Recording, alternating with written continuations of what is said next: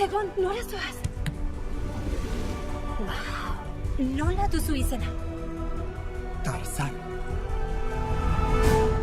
Duela 70 milioi urte. Objektu estralurtar bat. Planeta honetan erori zen.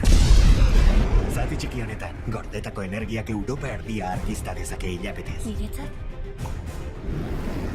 Pentsamendu oso bat bagenu. Ni hemen nagoen artean. Zure familia eta paradisu ederra arriskuan zaudete.